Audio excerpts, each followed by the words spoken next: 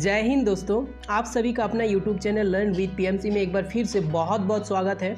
और आज हम आप लोग के लिए एक बहुत ही बड़ा रिक्वायरमेंट लेके आ चुके हैं। ये है आपका इंडिया पोस्ट का, और इंडिया पोस्ट का यहाँ पे देख रहे हैं टोटल 38,926 पोस्ट के लिए यहाँ पे वैकेंसी निकली हुई है। तो वैसे सारे अभ्यर्थी जो कि वैकेंसी के लिए बेसब्री से इंतजार कर रहे थे, उनके लिए बहुत बड़ी खुशखबरी यहाँ पे निकल के आ रही है। और इसका अप्लाई डेट कब से है, ये इसका अप्लाई प्रक्रिया क्या है, इसका सिलेक्शन किस तरह से होती है, सारी जानकारी हम इसमें देंगे। इसका जो मैक्सिमम एज है आपका 40 ईयर है, और ऑल ओवर इंडिया का कोई भी कैंडिडेट इसके लिए एलिजिबल है, ये डाल सकते हैं। तो चलिए हम लोग पूरी जानकारी पे बात करें। सबसे पहले आप अगर हमारे चैनल में पहली बार विजिट किए तो चैनल को सब्सक्राइब करना ना भूलिएगा, और साथ ही आप हमारा टेलीग्राम चैनल को भी अवश्य ज्वाइन कीजिएगा, जहां से हम सारा चीज़ का PDF आप लोग को प्रोवाइड करते हैं। तो यहाँ पे आप लोग सारा पोस्ट डिटेल्स देख सकते हैं कि किस तरह से कौन सा स्टेट के लिए कितना पोस्ट निकला हुआ है, और आप लोग किसी भी सर्कल के लिए यहाँ पे अप्लाई कर सकते हैं। ऐसा नहीं कि आप अगर झारखंड से बिलोंग करते हैं तो आप वेस्ट बंगाल के लिए अप्लाई नहीं कर सकते हैं, ऐसा बात नहीं है। आप किसी भी सर्कल के लिए अप्लाई कर सकते हैं, लेकिन उसके लिए कुछ कंडीशन है। वो कंडीशन क्या है कि जिस क्षेत्र से आप बिलोंग करते हैं या जिस क्षेत्र के लिए आप डालना चाहते हैं, उस क्षेत्र का आपको लैंग्वेज, जो रीजनल लैंग्वेज होता है, वो लैंग्वेज आपको आनी चाहिए। तो चलिए सबसे पहले हम लोग देखते हैं पोस्ट का डिटेल्स किस तरह से यहाँ पे डिस्ट्रीब्यूशन है। तो सबसे पहले आंध्र प्रदेश की अगर बात की जाए तो यहाँ पे आप लोग देख रहे हैं 17 से 16 पोस्ट सिर्फ और सिर्फ आंध्र प्रदेश के सर्कल में है। तो आप लोग अगर आंध्र प्रदेश के लिए डालना चाहते हैं तो आप लोग को जरूरी है तेलुगु लैंग्वेज आप लोग को आनी चाहिए, ठीक है। उसी तरह से आप लोग सारे स्टेट का यहाँ पे आप लोग डिस्ट्रीब्यूशन देख सकते हैं।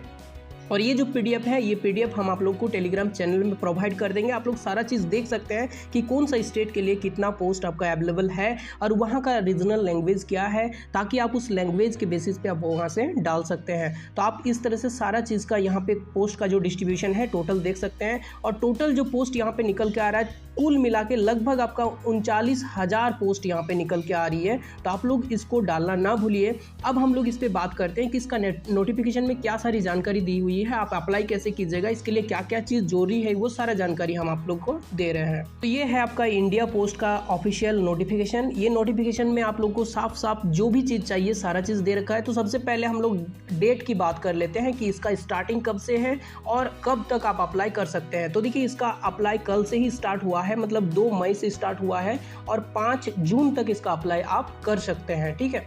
आगे हम लोग इसका जानकारी लेते हुए यहाँ पे देख रहे हैं कि इसमें देखिए कौन कौन सा पोस्ट के लिए निकला हुआ है। तो 2 पोस्ट का यहाँ पे वैकेंसी निकला हुआ है। एक BPM, जिसका सैलरी आपको प्रारंभिक आपको 12,000 मिलेगी, और एक आपको निकला है ABPM, इसके लिए आपको निकलेगा आपका 10,000 रुपये इसका सैलरी दिया जाएगा। इसको डाक सेवक भी बोला जाता है।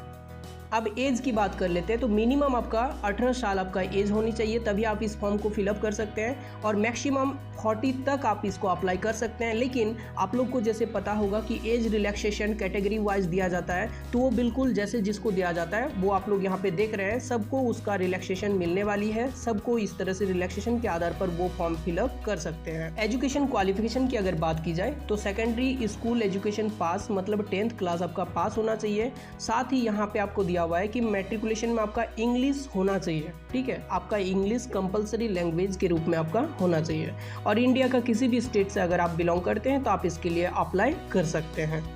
अब आगे यहाँ पे दिया हुआ है कि compulsory knowledge of local language, जैसे कि आप लोगों को बोले कि जिस क्षेत्र के लिए, जिस सर्कल के लिए आप डालने वाले फॉर्म अप्लाई करने वाले हैं, तो उस क्षेत्र का आपको लोकल लैंग्वेज का नॉलेज अवश्य होना चाहिए, तभी आप इसके लिए फॉर्म फिलअप कर सकते हैं। फिर दिया हुआ है नॉलेज ऑफ साइकिलिंग, आपको साइकिलिंग का नॉलेज होना चाहिए, मतलब साइकिल चलाने का एबिलिटी आप में होना चाहिए। क्योंकि जैसे देखिए डाक सेवक है तो उसके लिए साइकिल लेके आपको जाना होगा, भले आप बाइक लेके जाइए, लेकिन यहाँ साइकिलिंग का नॉलेज आपको होनी चाहिए। अब बात करते हैं सबसे इम्पॉर्टेंट पॉइंट कि आप इसका एप्लीकेशन कैसे अप्लाई कीजिएगा, और साथ ही इसका जो परीक्षा शुल्क है वो आप कैसे पे कीजिएगा। ये जानकारी बहुत ही इंपॉर्टेंट जानकारी है। तो इसके लिए आप 2 तरह से कर सकते हैं। सबसे पहले तो आप ऑनलाइन कर सकते हैं, जो कि कोई दिक्कत नहीं है। आप सीधे इसका जो ऑफिशियल साइट है यहाँ पे देख रहे हैं, indiapostgdsonline.gov.in में जाके सीधे यहाँ से आप अप्लाई कर सकते हैं। अप्लाई करने के बाद वहाँ पे आपको सबसे पहले दिख जाएगा कि कैसे अप्लाई करना है। पहले रजिस्ट्रेशन करना है, रजिस्ट्रेशन करने के बाद फिर आपको कुछ डॉक्यूमेंट्स है जिसको सबमिट करना है, फिर अप्लाई करना, फिर आपको पेमेंट पे करना है 100 रुपीज़ का। तब आपका ये जो प्रोसेस होगा, ये प्रोसेस आपका कंप्लीट हो जाएगा। फाइनली उसका जो प्रिंट आउट होगा वो आपको रख लेना। अब आप लोग को बता देते हैं कि यहाँ पे कौन कौन सा इंपॉर्टेंट डॉक्यूमेंट है जो कि आप लोग को ज़रूरत होगा। तो यहाँ पे जैसे कि देख रहे हैं कि मैट्रिक में जो आपका नाम लिखा हुआ है, जो कि आपका सर्टिफिकेट में, मैट्रिक में कोई भी मार्कशीट हो या एडमिट हो, उसका कैपिटल लेटर से यहाँ पे आपको नाम लिखना है। Father's name, mother's name, mobile number, email ID, date of birth, gender, community, अगर आपका फिजिकल हैंडीकेप है तो वो PWD का सर्टिफिकेट वगैरह वगैरह, या फिर स्टेट इन विच आप जहाँ से आप 10th पास किए हैं, लैंग्वेज कौन सा भाषा आप पढ़े हुए हैं, ईयर ऑफ पासिंग आप 10th कब पास किए हैं, scan passport size photograph, scan signature, ये सारी जानकारी आपको चाहिए एक फॉर्म फिलअप करने के। अब फ़ोटो का जो साइज़ होगा यहाँ पे, पासपोर्ट साइज़ का जो फ़ोटो आप अपलोड कीजिएगा उसका साइज़ आपका यहाँ पे ज़्यादा 50 KB से ज़्यादा नहीं होना चाहिए, और जो सिग्नेचर होगा उसका साइज़ आपका 20 KB से ज़्यादा नहीं होना चाहिए, और ये JPG या JPEG दोनों फॉर्मेट यहाँ पे अलाउड है, और ये दोनों मैंडेटरी है, ये दोनों आप लोग को अपलोड करना ही होगा, अदरवाइज़ आपका जो आपका एप्लीकेशन होगा उसको कैंसिल कर दिया जाएगा, रिजेक्ट कर दिया जाएगा।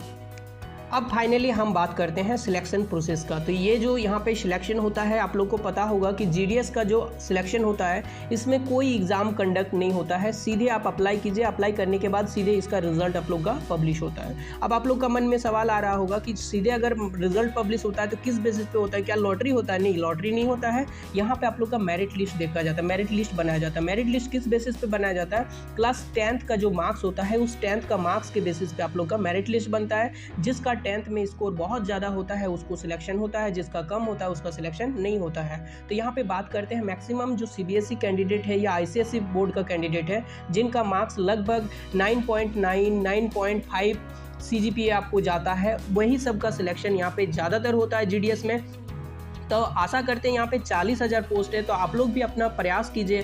क्या जाता है, 100 रुपया का यहाँ पे फ़ी पेमेंट करना है, अगर हो जाए तो कोई दिक्कत नहीं है, नहीं हुआ तो भी कोई दिक्कत नहीं है। आप लोग इसको अप्लाई करना ना भूलिएगा। हम आशा करते हैं इस वीडियो के माध्यम से आप लोग को सारी जानकारी प्रोवाइड कर पाए हैं। अगर फिर भी कोई डाउट है तो आप लोग उस चीज़ को कमेंट सेक्शन में मेंशन कर सकते हैं। तब तक के लिए बने रहिए हमारे चैनल के साथ, इसी तरह का अपडेट पाने के लिए। Bye, take care.